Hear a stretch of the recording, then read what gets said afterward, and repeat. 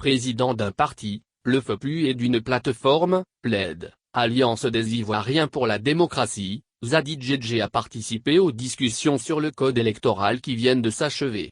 Il n'y avait pas été convié dès le départ. Il y est arrivé comme un cheveu sur la soupe après avoir dénoncé sa mise à l'écart, au cours d'une conférence de presse. Chance que n'a pas eu Mamadou Koulibaly de l'ID, candidat déclaré à la présidentielle. Il était mercredi matin face au journaliste au baron de Yopougon. L'ancien compagnon de Charles Blé Goudé qui s'est revêtu d'un nouveau manteau de défenseur du régime, a estimé que le dialogue s'est plutôt très bien déroulé prenant ainsi le contre-pied des opposants qui font valoir que Gon Koulibaly a échoué et qu'il faut Alassane Ouattara pour dénouer la crise. Selon Zadi Djedje, l'attitude de l'opposition est l'expression d'une mauvaise foi manifeste qui met en doute son amour pour le pays.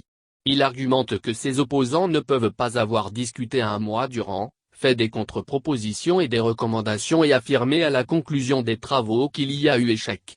Ces discussions, relève-t-il, n'étaient pas un accord politique pour qu'il y ait des signatures à la fin.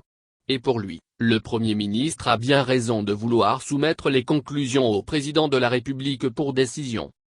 En l'état actuel des choses, M. Zadi a invité le chef de l'État à ne pas accorder la moindre attention aux récriminations des opposants qui ne sont pas préoccupés selon lui, par l'intérêt général mais plutôt par leur intérêt personnel. M. Le président, l'opposition vous demande une audience. Les Ivoiriens vous attendent. Le panier de la ménagère est vide, les jeunes cherchent de l'emploi. Laissez ceux qui pensent qu'ils ont un titre foncier sur la Côte d'Ivoire, a-t-il objecté, faisant valoir que ceux qui veulent faire tomber Ouattara rêvent. La Côte d'Ivoire est en marche, elle se développe, a-t-il lancé.